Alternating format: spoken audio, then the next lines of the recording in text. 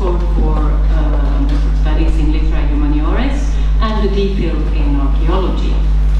He has been a lecturer at the University of Cambridge between 2010 and 2012, and then worked for many years as the Nilsson curator of the British School here at Athens, 3 years, and now he has moved on to a position as lecturer in ancient history and archaeology at Newcastle University. Matthew's research interests within Greek archaeology are wide.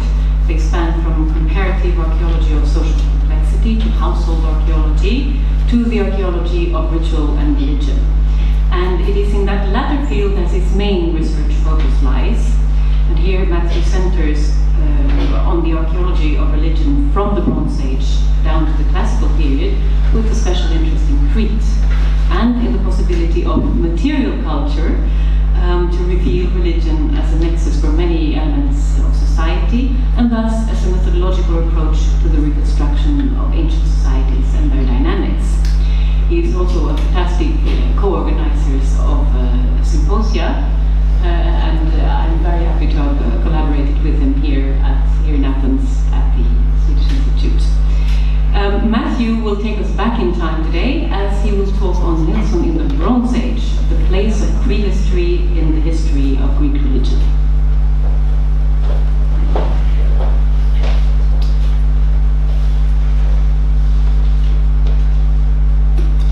Excuse me.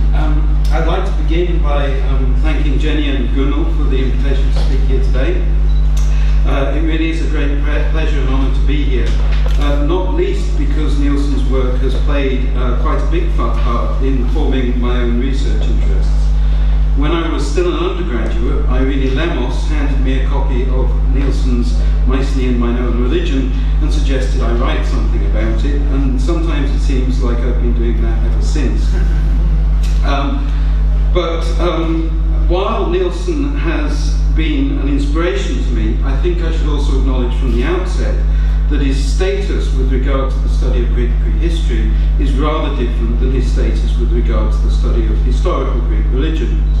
Those historians of Greek religion that I know well have the Geschichte and the Festa on their bookshelves and periodically refer to them, especially to look up the literary testimonia on some obscure cult, and occasionally even for an opinion. The same cannot be said, I think, anymore for scholars of the Bronze and Iron Age, and the reason for this is primarily empirical. The corpus of Bronze and Iron Age evidence available to us today that was not available to Nilsson in 1949 is many orders of magnitude greater than the equivalent increase in known literary testimonia over the same period. The second edition of Mycenaean Minoan Religion emerged just a few years before the decipherment of Linear B. Today, the Palace of Pylos and its architecture, its contents and tablets are the starting point for our understanding of the workings of Mycenaean polities. Its archives, feasting sets, architecture and iconography are central to modern interpretations of Mycenaean ritual, religion and ideology. But Blagan's post-war excavations at the site began several years after the publication of Mycenaean Minoan Religion.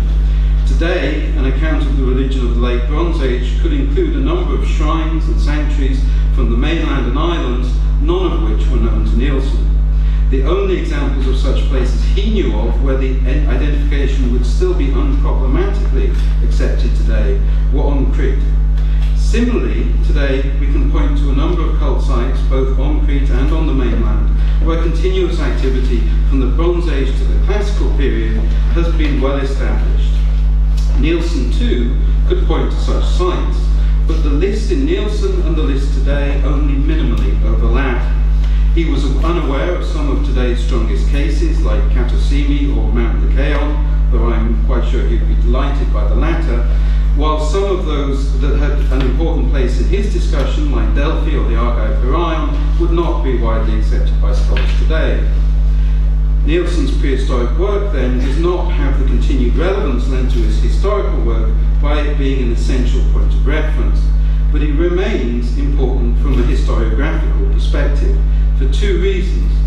His work of the second quarter of the 20th century falls in a period of consolidation in the history of prehistoric Aegean scholarship, when 2 world wars limited the scale of new discoveries, and so a group of scholars, of whom in the field of religious studies Nilsson was the most serious, sought to synthesize the results of the first great wave of discoveries from the Bronze Age civilizations of Greece. But it also falls on the cusp of a schism in the historiography of the religions of Aegean antiquity. From the 1960s onwards, classical scholars, influenced by French anthropology, would come to increasingly turn their backs on questions of prehistoric origins as a focal point for study. At the same time that archaeologists, influenced by American anthropology, would come to increasingly reject the retrospection of insights derived from later literature as an interpretive strategy for prehistory. After Nilsson, the study of classical Greek religion and the study of Aegean prehistory have grown increasingly divorced from one another. As a result, Nilsson's work would even today, I think, spring first to scholars' minds on either side of the divide as a model for what any study that sought to connect the two disciplines might achieve or indeed fail to achieve.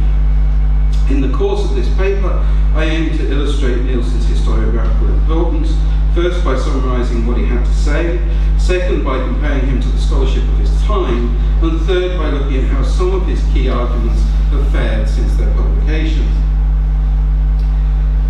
Nilsson's view of religion in the palatial late Bronze Age was straightforward. In theological terms, he argued that Mycenaean Minoan religion was polytheistic, even identifying particular divine figures, a mistress and a master of the animals, a domestic snake goddess, a warrior goddess, a seafaring goddess, a goddess of the tree cult, and an armed god.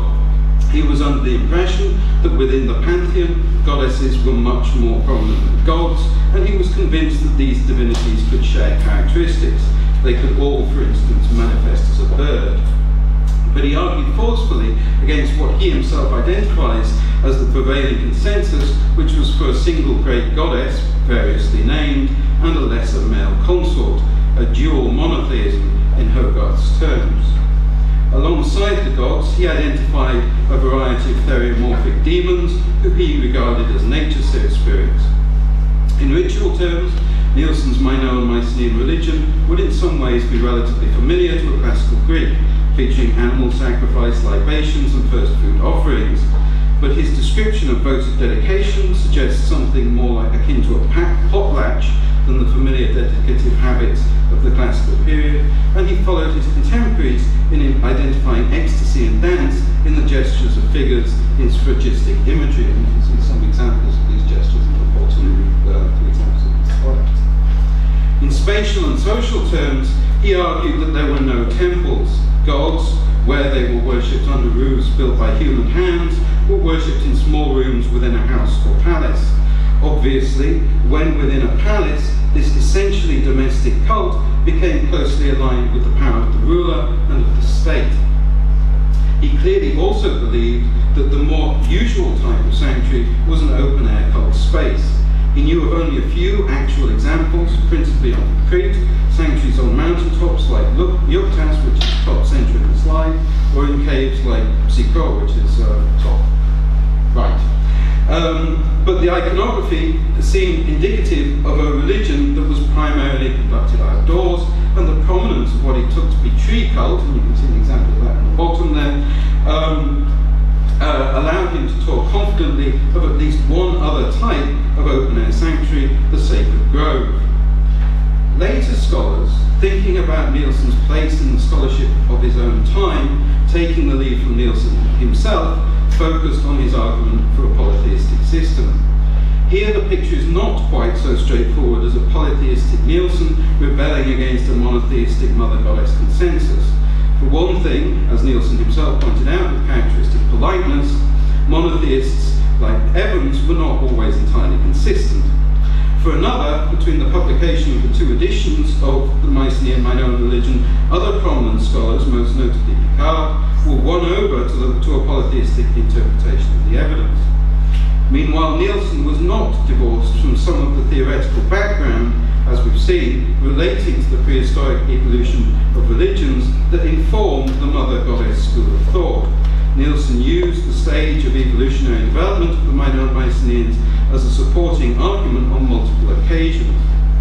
On the one hand, one of his reasons for rejecting monotheism was that for him it was redolent of advanced syncretistic thinking, uniting functions into a single supreme principle that was totally unsuitable to the stage of cultural development which it witnessed in the late Bronze Age. On the other hand, when discussing the duplication of roles in the master and mistress of the animals, or the haziness in the expression of individual goddesses' identities, he says these result from the fact that Minoan-Mycenaean religion was only incompletely evolved from a belief in a more undifferentiated nature spirit. Here, the concept of an early undifferentiated nature religion evolving into the functional definition of polytheism, which informed the idea of an early mother goddess, can also be seen in Nilsson. As an extension of this, Nilsson was not averse to giving a vegetation cycle involving a goddess and a reborn god a place in Minoan-Mycenaean religion. After all, he said, these ideas, and this is a quote, are of such general occurrence that it would not be at all surprising to find them among the Minoan people also. Indeed, the continuation of such ideas into the classical period became one of his several forms of continuity. Another distinctive feature of Nilsson's version of late Bronze Age religion seems, by contrast to his views on polytheism, to have escaped later scholars' attention. And this is largely because Nilsson himself did not draw much explicit attention to it. In contrast to many contemporary scholars, Nilsson avoided the term priest almost completely. Evans frequently used the term, sometimes in outlandish combinations. For example, the occupant of the Minoan villa Amnisos is at once imagined as a priest, a prince, and a merchant. Picard identified a variety of priests and priestesses, and even Nilsson's colleague at Lund, Persson, although he was focused on the mythical and the theological, nevertheless identified a eunuch high priest of the Anatolian mother goddess on a seal from Raphael. But although Nilsson does refer to a prince-king, he does not identify priests, and only in one case mentions a priestess. Instead, he usually chooses much more neutral terms like devotees or celebrants for the figures and imagery. This is particularly noticeable in his discussion of certain specific types of male dress that he refers to as sacral. Most of his contemporaries would quickly make the step from this identification to identifying as priests the figures wearing the dress. Indeed, many scholars since have done just that. But Nilsson strikingly does not. Why? The answer, I think, lies in his understanding of the spatial and by extension the social place of religion in the late Bronze Age. The close alignment of the cult of the domestic Palatial goddess and the ruler justifies the labelling of the latter as a priest-king. But what would a specialised priesthood in a society with important domestic shrines but lacking specialised temples look like? This caution over terminology brings me neatly to the element of Nilsson's scholarship that I think most accounts for his later high reputation, his method. Nilsson is remarkable always for making his methodology explicit. His work is marked by a discipline in ordering the discussion according to certainty and making clear the foundations of the prehistoric material evidence before bringing in external insights. Again and again, Nilsson clarifies the borders of the evidence and the distinction between the raw material and the parallels or later narratives that he's using to aid interpretation. Nilsson does make assumptions, and as I have already made clear, these were explicitly grounded in a similar evolutionary model for religion that was forming the work of his contemporaries. But the tenor of his work is markedly different from a scholar like Evans, where for Evans the interpretation seems intuitive, and as a result the conclusions emerge as unavoidable. For Nilsson, the foundations of the interpretation, both empirical and theoretical, are clear, and as a result the conclusions emerge as contingent. I turn now to Nilsson's views on continuity. These take up less than a third of the second edition of Minoan-Mycenaean religion, but were also discussed in a number of his other works. Nilsson discerned quite a variety of different strands of continuity between the Bronze Age and Classical period, but in keeping with his methodology, ordered them strictly according to certainty. Most certain was the continuation and transformation of the snake-handling domestic palace goddess into the female polyadic deities Athena and Hera. For Nilsson, the firm ground on which this was placed was the continuity of cult place.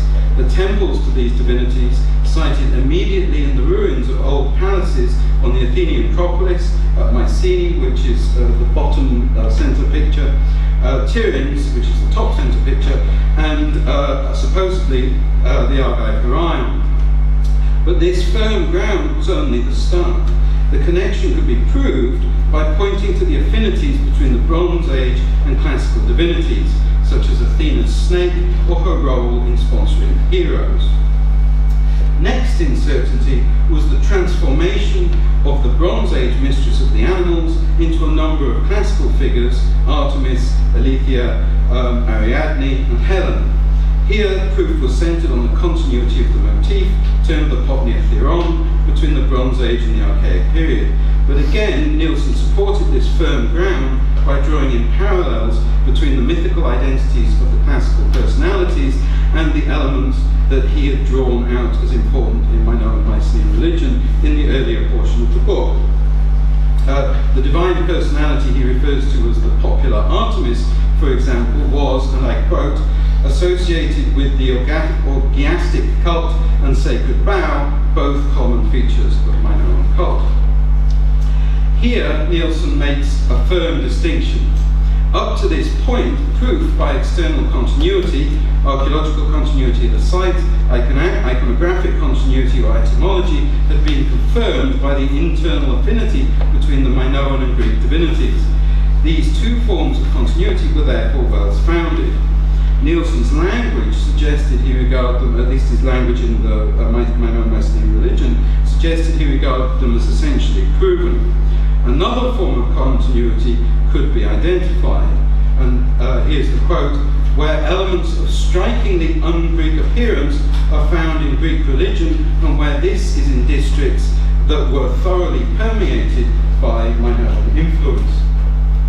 But here, as he repeatedly emphasized, the identification was hypothetical, unproven, not least because, as he immediately acknowledged, the identification of un-Greek elements is highly subjective. It was in this hypothetical category that Nilsson placed the continuity of a vegetation god, a divine child that is annually born and perhaps dies. This Minoan divinity, in Nilsson's scheme, contributed to the cultic identity of a variety of gods and heroes in the classical period, most directly, of course, to the Cretan-born Zeus, but also to Hyacinthos, the Eleusinian Pluto, Kekrops, Erythonios, Erechtheus, and even the supposedly Thracian Dionysus.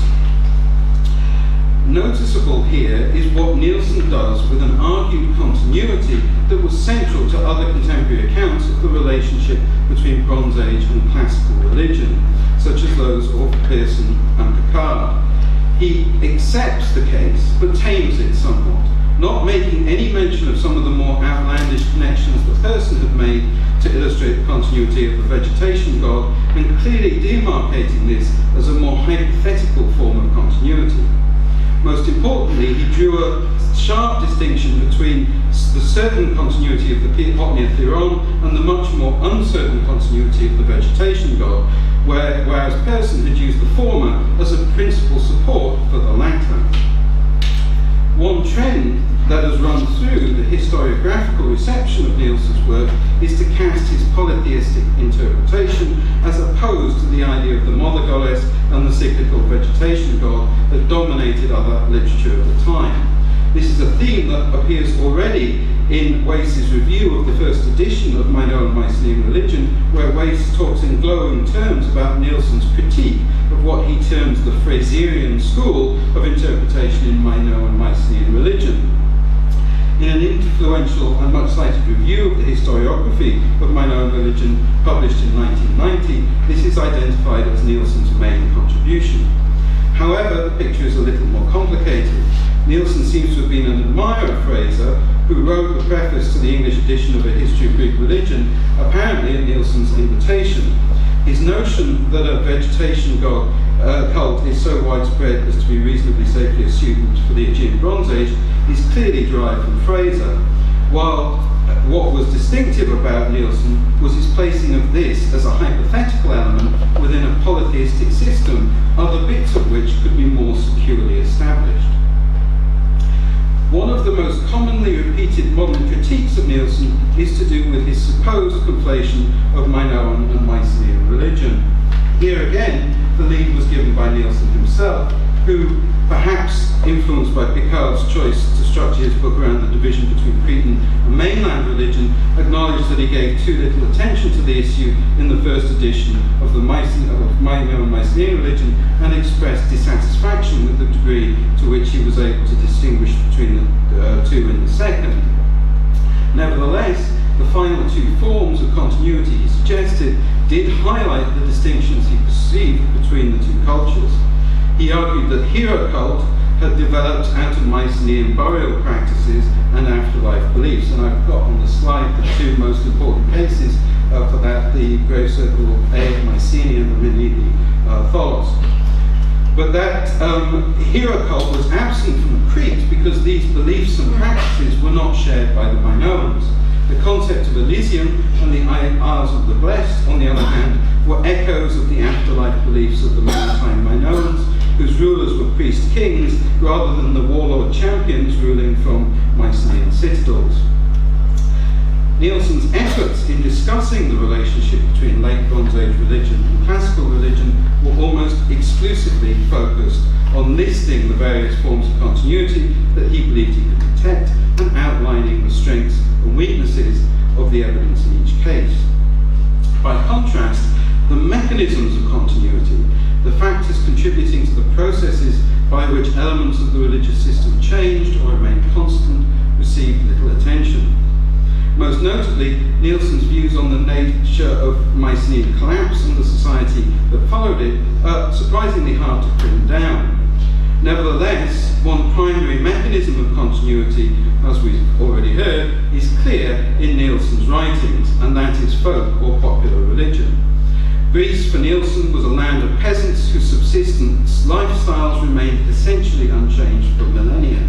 This unchanging peasant way of life was the deep well of religious continuity, reaching down into the depths of prehistory. I turn now to the fate of some of Nilsson's key arguments over the years since their publication. And I'll begin with polytheism, since this has been so often identified as his key contribution. The decipherment of Linear B was decisive in proving that Nilsson was correct, at least for the last 150 years of the palatial Late Bronze Age, the period of the Greek administrative systems on the mainland and at Knossos. No one now doubts, I think, that divine names in Linear B tablets reflect a polytheistic system in which some of the deities have names familiar from the classical period. There are even some points of detail where the Linear B surprisingly resonates with Nilsson's discussion. Whether by serendipity or otherwise, the presence of both male and female versions of the names Zeus and Poseidon in the tablets can't help but bring to mind Nilsson's extensive discussion of the replication of a single function in both male and female figures in iconography.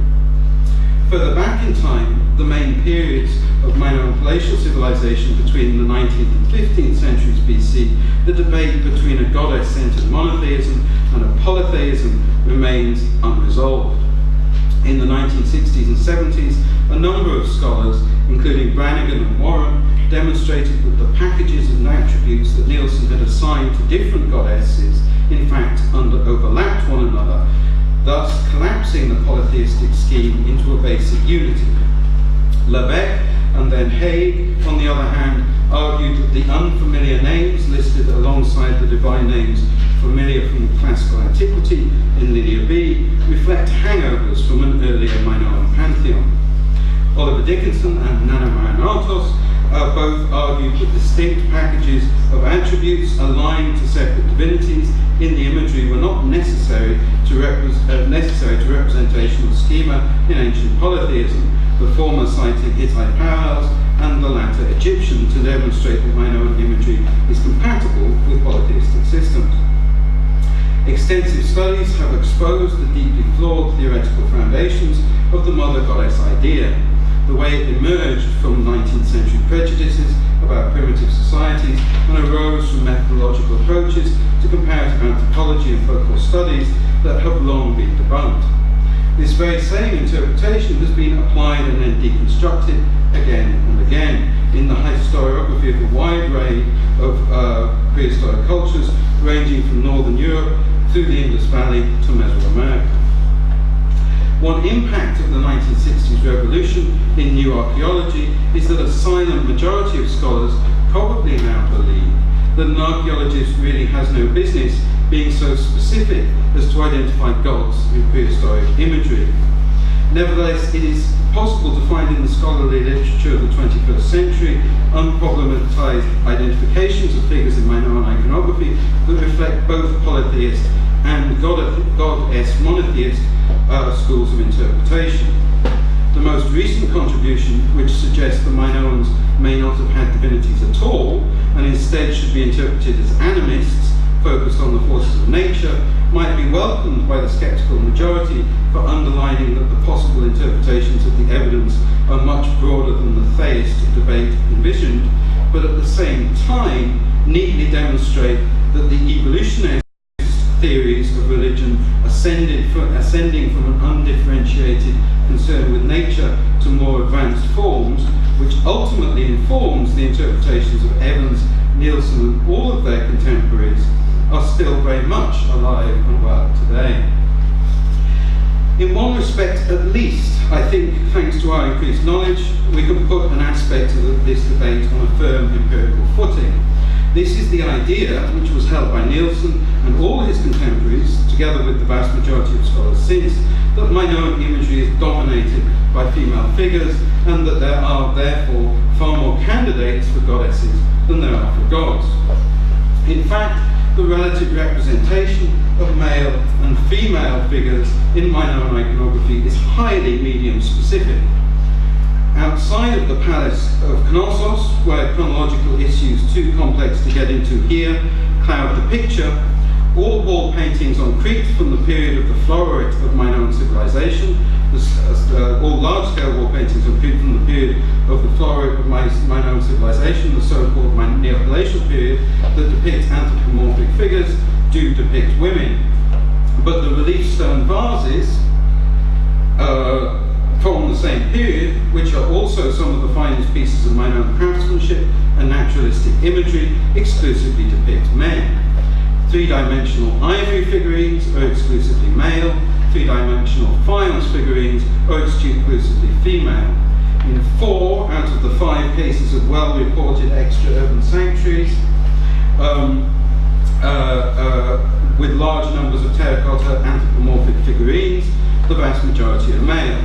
In settlements, by contrast, anthropomorphic terracotta figurines are comparatively rare, but those that do exist are predominantly female. In the case of sphagistic imagery, the largest single corpus of representational imagery from the period, male figures are substantially more common if you only count examples from securely dated contexts.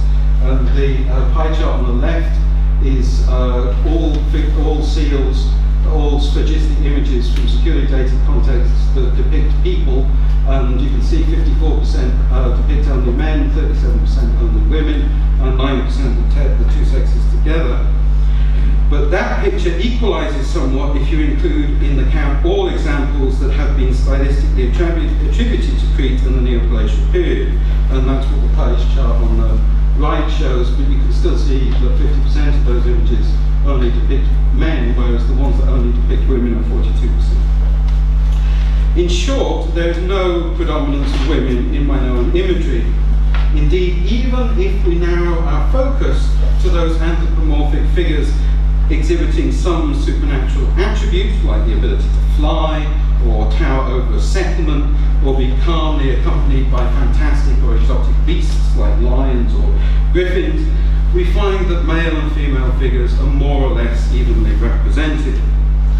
Now, there are a complex series of reasons why, for over a century, scholars have seen an unusual predominance of women in a prehistoric iconography where men and women are in fact more or less equally represented. But it's now clear that the most basic empirical foundations of both goddess monotheism and Nilsson's goddess-dominated polytheism are flawed. Ultimately, when it comes to a discussion of prehistoric theology, the basic trajectory of scholarship means that many prehistoric archaeologists would now regard Nilsson's starting questions as inappropriate to the methods and material of the discipline. The same cannot be said for the second aspect of his work that I would like to talk about, the organisation of space. Archaeology is, and will always be, at its most basic, a discipline that must ground its interpretations on the distribution of objects in space. It is from spatial patterns of distribution and association that we reconstruct everything from chronological schema to trade patterns to systems of symbolic meaning. So any study of religion in prehistory has to start from a study of religious space, and I think this is something that Nilsson understood, which is one of the strengths of his book. Here, the sheer quantity of new discoveries have substantially altered the picture from the time when Nilsson could argue that all shrines in buildings were domestic. The key period was the late 1960s and 70s, when two developments fundamentally changed the picture.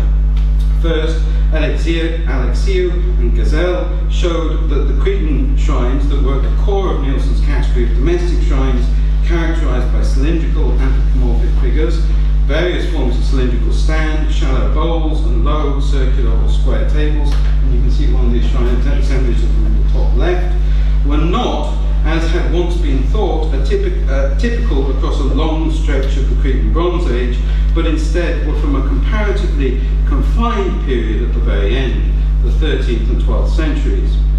At the same time, similar shrines containing cylindrical figures began to be discovered on the mainland and islands. Almost all of these also dated to the 13th and 12th centuries. In the light of these new discoveries, it also became clear that these shrines were not, as Nilsson had thought, small rooms within contemporary houses. Part of the confusion was that the Cretan examples are often within the ruins of earlier periods, but were instead often independently accessible spaces or structures that often had open gathering places immediately associated with them.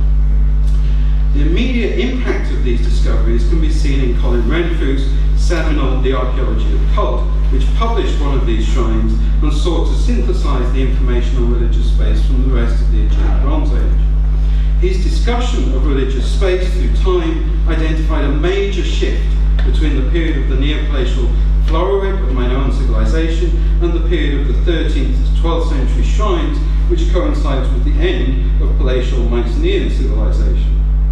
In the earlier period, he said, there was no distinct religious spaces within settlements.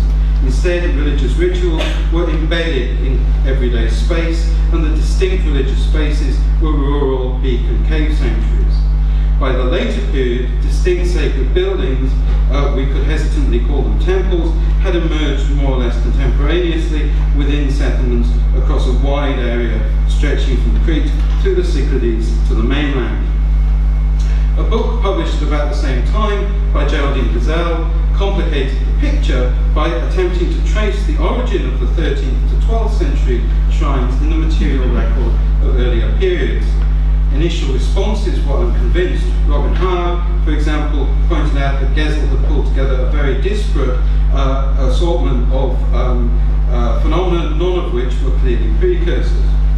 In the years since, however, her contribution has proven to have had a much greater impact on Minoan studies than that of Renfrew. Nevertheless, Renfrew's chronological division remains, at least to the extent that in the 13th and 12th centuries, there are a good number of clearly distinct religious structures showing certain consistent elements of a package of religious material culture, and the same cannot be said for the earlier period, where the distribution of religious items and features in settlements is more disparate, more variegated, and thus more complex. Indeed, headline debates in minor studies, like that over whether the palace was a ruler's residence or a temple, arise directly out of this complexity. This is not the place to dwell on the debate about the earlier period. More interesting in this context is the impact that our current understanding of the shrines of the 13th and 12th centuries, that is to say overlapping with the very end of Glacial Bronze Age, has on Nilsson's conceptions of continuity into the classical period. As we saw, the form of continuity that Nilsson found most certain was continuity between the domestic goddess of Mycenaean rulers and the polyadic goddess of the classical period. Even though it consists of a cluster of discrete rooms, only one of which I show here, the so-called temple, around an open space, the cult centre of Mycenae comes closest to maintaining Nilsson's expectations for a palatial shrine. There can be little doubt, given the size of the complex and its position within the citadel, that it served a highly restricted group and that it was closely linked to the ceremonial heart of the palace. Contemporary imagery suggests an intimate relationship between members of the elite and the cylindrical figures like those found in the cult centre. But the overall picture diverges from Nilsson's model in several key respects. Nilsson's interpretation anticipates the snake figures in the Mycenaean cult centre, which he would have seen as protectors of the royal household. But the multitude of cylindrical figures are not necessarily female. As we have seen, the so-called temple shares features with other contemporary shrines which are not closely linked to palaces or indeed to any elite residence.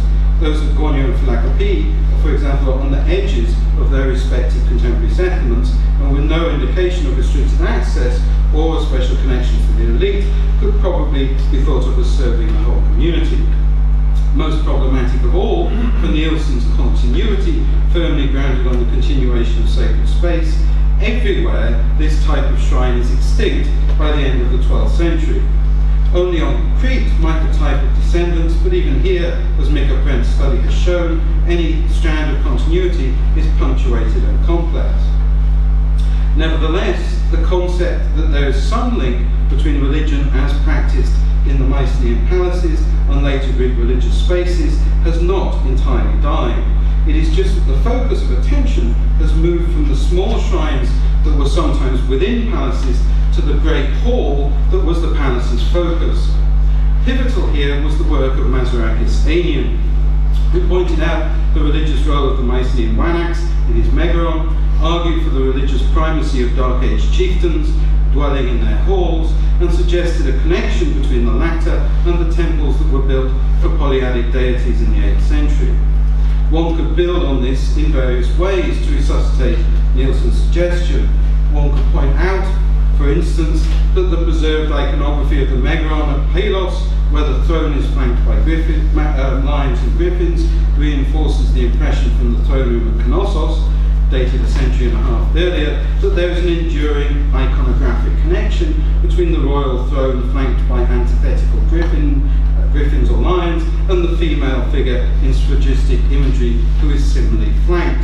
By this means we could revive Nilsson's king-supporting goddess. Next, we could point to Tyrians, where the excavators have shown how the palatial Megaron, after its destruction, was replaced by a large hall that must have been a focal point for the community. Or we could point to detailed studies, like that at Vitrou, where the pottery from a Dark Age hall suggests that some of the events it hosted were indeed distinct from the domestic norm.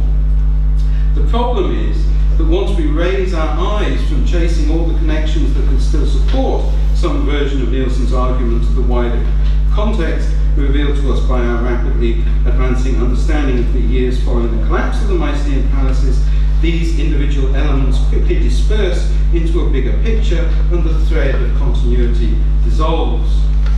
First, now we have, at sites like Kalapodi, indications of distinct religious structures throughout the so-called Dark Ages, reducing the need for religion to be confined for a period to the chieftain's house before re-emerging into its own space with the onset of the polis, as imagined by Masrakazanian.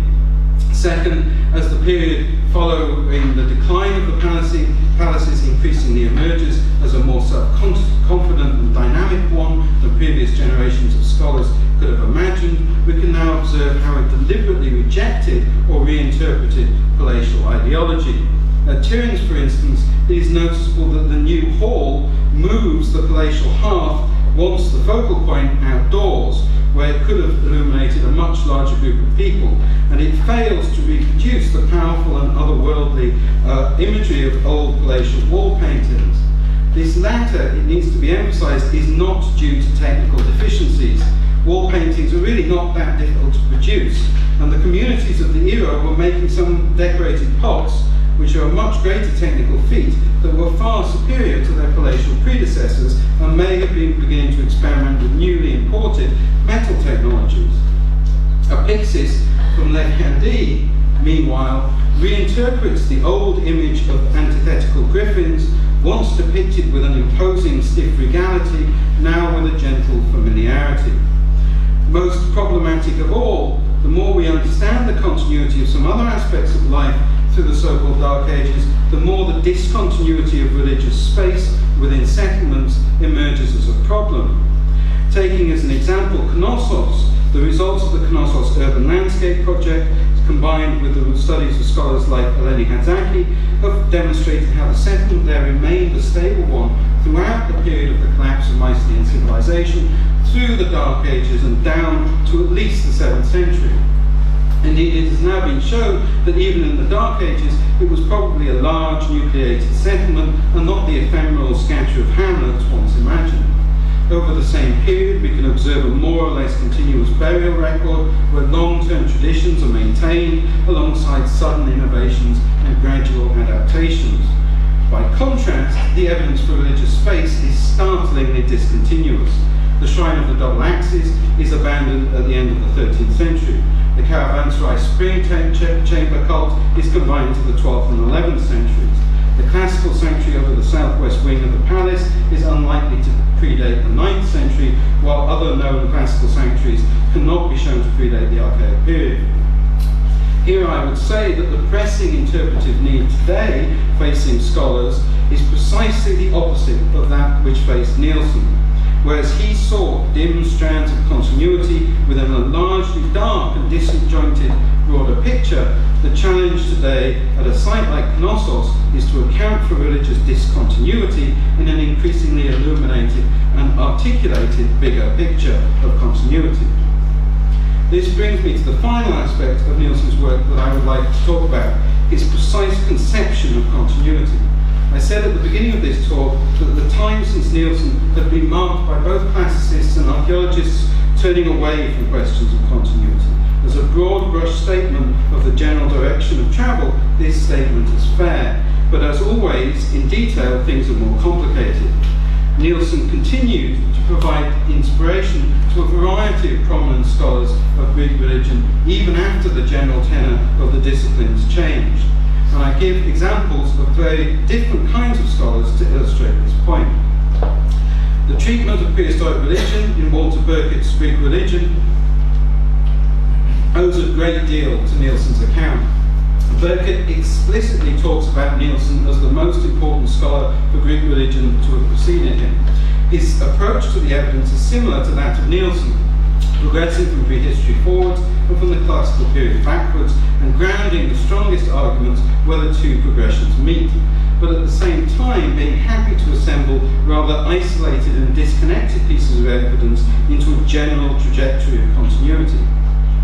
He follows Nilsson in particular instances, such as his discussion of the origins of Hermes, and he shares Nilsson's general model of continuity as deriving from the deep well of tradition provided by the unchanging lifestyles of Greek peasants.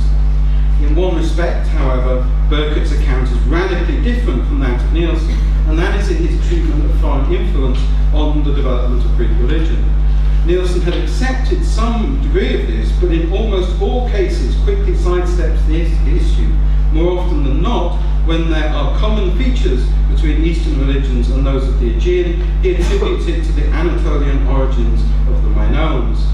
This makes his reading of continuity in some things, like the Potney of Piron, radically different from that of Burkert and indeed most modern scholars, who would emphasize the fact that over the millennia between the Middle Bronze Age and the Classical period, the populations of the Aegean were under recurring cultural influence from the Near East.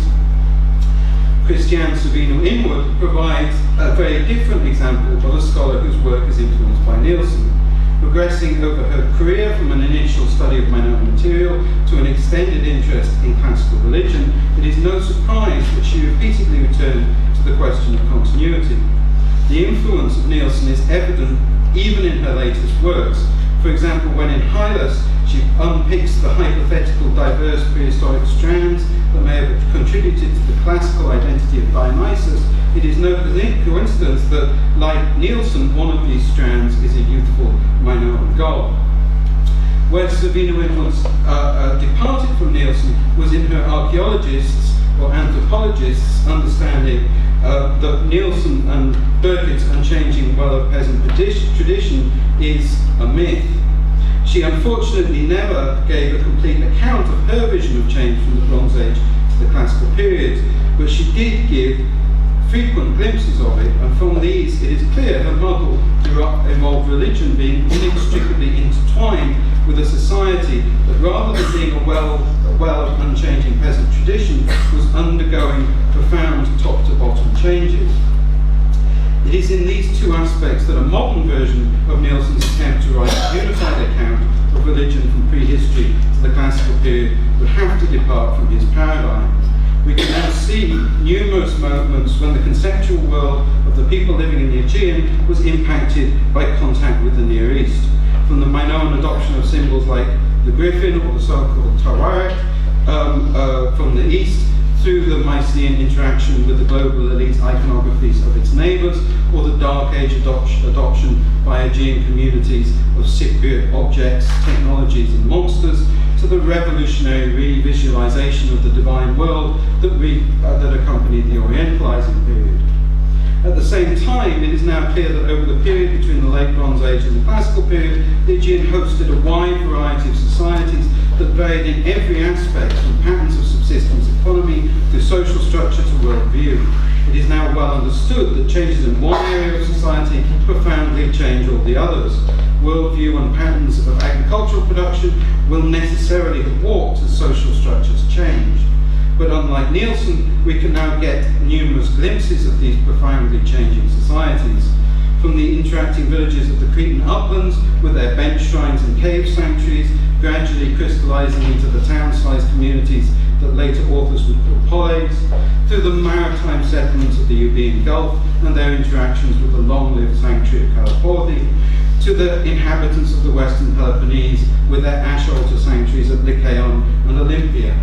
We are close to the point that we can populate the period between the end of the Mycenaean palaces and Herodotus' statements about the unity of Greek religion with a variety of living, dynamic communities and their dynamic, distinctive religious systems. These two factors would make a modern version of Nilsson's book very different. Whereas the state of the evidence forced Nilsson to look at the disjointed evidence and seek to prove connections, thus resulting in the question of continuity, today we have the evidence to describe in increasing detail a complex narrative that extends over the millennium and a half between the first cities on Crete and Herodotus. In short, whereas Nilsson had to structure his book around providing a point driven by a single question, now we are close to being able to describe the period almost as if we were writing a history. Thank you.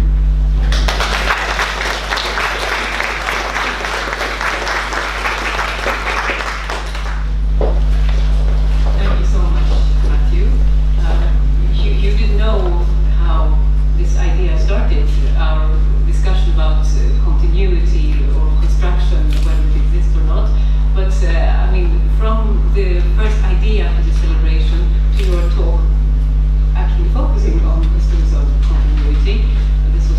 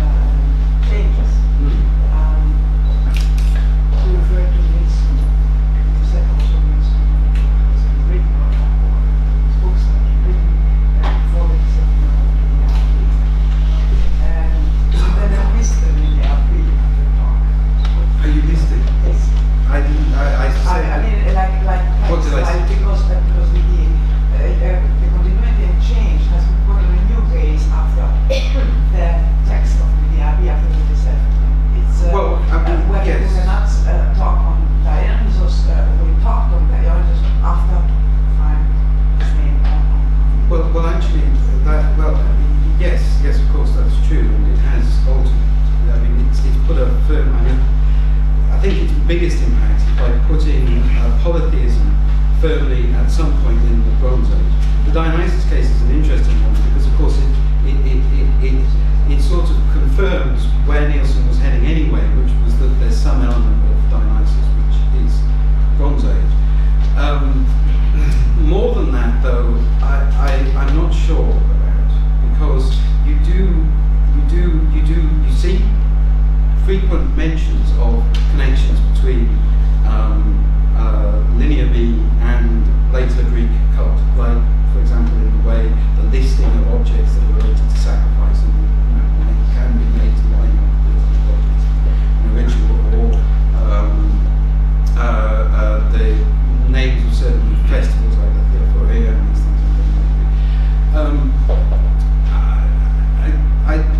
I don't know whether the existence of those things, I mean, it's interesting and it's relevant to continuity, obviously, but I don't know whether it fundamentally changes the debate in a way that the firm grounding of polytheism is the late context. So I couldn't talk about every aspect of this, so I picked that as being the one that was the most, I think, had the most impact in, there isn't the constant uncertainty that there is in my own period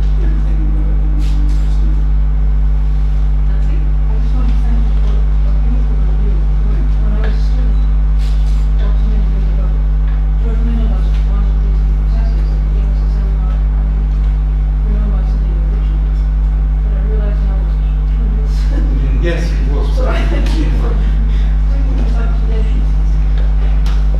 And he was. There are many more scholars than I could mention. Milanas was definitely.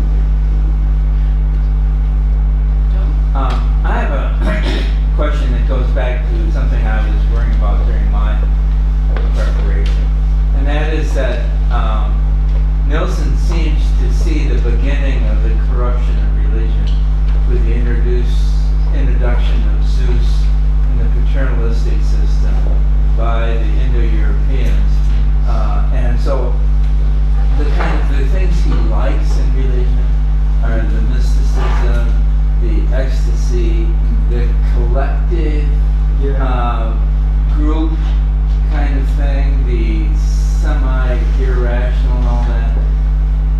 I don't remember the book that you're talking about that well, but does he actually express the existence of that in the Minoan period? Because he goes back to it then later and keeps saying we're not that explicitly, and I think that the book that does say it that explicitly, it would be interesting to know the relationship between Nilsson and that book, is George Thompson, the Marxist classicist, whose book on the prehistoric religion of Greece is, I mean, I don't think anybody reads it today, but it is extremely interesting as this Marxist account, which is exactly that you have, goddess, communist goddess monotheism destroyed by patriarchal Greek capitalists coming from the north, basically. I would be interested. I think they overlap. What was Thompson's date? You know that. I think it's later than Mycenaean minority religion, but it's in the 50s. It might be earlier than the Geschichte. It might be earlier than that. And that's very strong in Thompson. Really very but strong. it's a kind of a driving force through the Geschichte that you're returning to this, or you need to return to this. And I've never seen it described. I think he's not very. He described the way he talks about things in Mycenaean religion is different than the way he talks about things in Geschichte. But and he's much more. I think what he's basically concerned with is proving this point about continuity. And so the whole book is structured around that. And so sometimes some of those questions about how exactly he imagined society are much less clear in Mycenaean religion than I mean, even in the history of Greek religion, which is you kind of have to understand it. You have to start by reading that book from 1920, and then you read the later stuff. Thank you. Any more questions or comments? Yes? Hi, Beth, that was a great talk. Go back to your very interesting discussion of the difference, the use of where the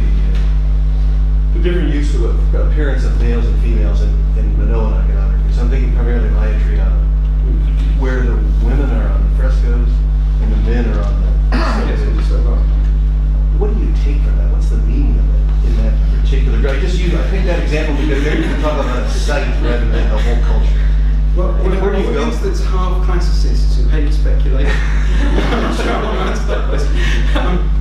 I think there's an element of the fact that those stone vases, I mean, other people, this is not me, other people have said it, that you can move them and that they're mobile and, you know, they're for particular drinking rites or whatever. I don't believe they're libation vessels, I think they're for getting drunk with, basically. And so I think there's a lot connected to the way that those stone vessels are used versus the kind of spaces that the imagery is in. I think that's the key. I think it's the different uses of these mediums. But I don't know where the box of Raiton or something was used. I'm not clear about where. Would they use it outdoors? Would they use it in the Polytheon? I don't know. Whether would you see the two images together? All of this, I don't know an answer for.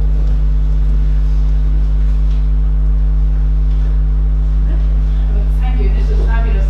I just would like to ask if you have a student like a PhD working on Ramsey religion, would you recommend them to read Nilsson or what is apart from purely historiographical work? I avoid having students working on I tell them to do a different thesis. Frankly, you don't want to send us a sweet thing. No way, it's completely waste of time. I would. There are relatively few monograph-sized treatments of single-author monograph-sized treatments of prehistoric religion in Greece, and I would tell my students to read all of them, since it would take them about a week and a half. So yes, I would. Yes, basically. And I think that there's a lot of arguments that exist now. For example, there's a big discussion going on at the moment in various different sort of trajectories about community versus house cult, basically. That's some of these late ones are trying. And the roots of that debate are Nilsson. Because the people who have them as community shrines were in the first instance reacting against Nilsson's view of his house shrine. And I think actually now the debate, everybody's forgotten about that, but it is the starting point.